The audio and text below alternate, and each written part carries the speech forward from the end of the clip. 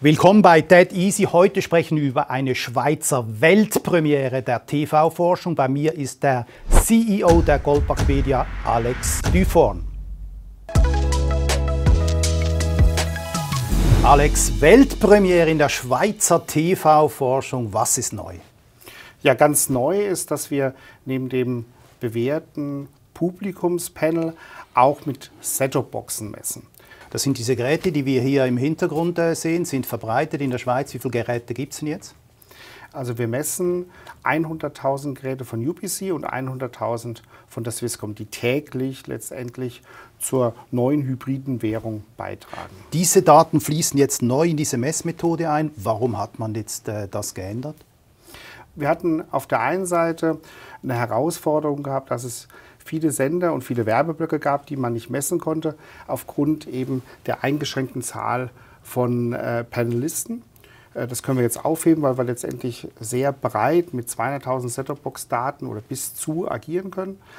Und das Ganze rührt aber insbesondere aufgrund einer ganz besonderen Nutzungssituation in der Schweiz. Wir haben 4 Sprachregionen, wir haben mehrere hundert Sender, die zu sehen sind, und das schafft eine Fragmentierung in einem Markt, die es so in Europa, wenn nicht sogar weltweit, nicht mehr gibt. Also da ist die Schweiz wirklich Europameister, mal mindestens in der Fragmentierung. Und was verändert sich jetzt, Alex, durch diese neue Messmethode? Na, jeder möchte ja letztendlich die bestmöglichen Daten haben, um Programme zu planen, seine Werbekampagne zu planen. Und früher, da hatten wir sehr fragmentierte kleine Schnipsel, zum Beispiel einzelne Werbeblöcke, die gar nicht mehr messbar waren, sogenannte Nuller-Ratings. Die gab es da öfter, und das haben wir jetzt ausgemerzt. Und dadurch schaffen wir es, fundierte, sehr detaillierte Daten für die Mediaplanung dem Markt mitzugeben, und das auch noch in einem Währungscharakter. Also die Mediapuls, die staatliche Institution, die misst das weiterhin, und es ist eine Anerkennung da im Markt, es wurden da alle abgeholt, und von daher kann man hier eben von einer Währung sprechen und nicht wie...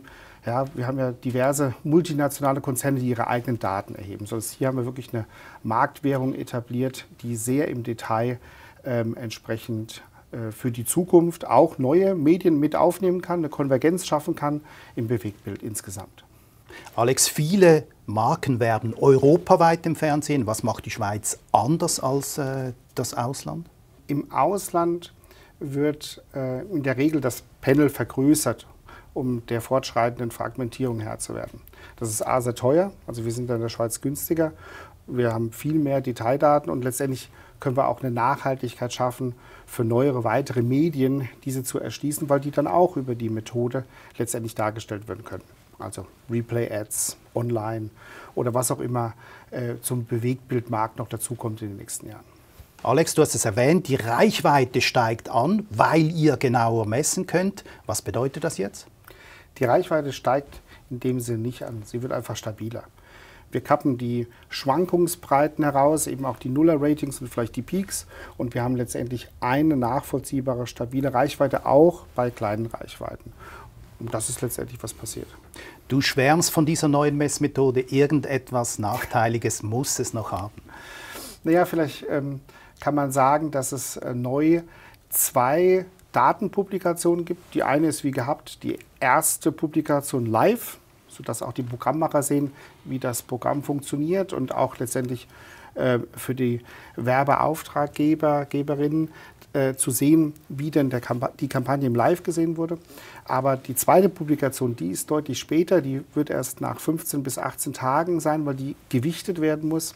Und da verlieren wir schon ein paar Tage in dieser finalen Gewichtung, aber ich denke, die Vorteile überwiegen, eben diese Möglichkeiten, diese Nachhaltigkeit für die Zukunft. Das lohnt sich dann schon auch hier ein paar Tage länger auf die jeweiligen Daten zu warten. Ab 1. Juli werden die Daten hier erhoben, aber dann müssen wir letztendlich warten, bis die Daten dann zum ersten Mal so ausgewiesen werden. Aber das System arbeitet auf Basis der neuen Währung ab dem 1. Juli. Ja, vielen Dank, Alex, für diese Ausführung. Dann freuen wir uns auf eine zukunftsträchtige TV-Forschung. Das war's von Dead Easy. Bis zur nächsten Folge.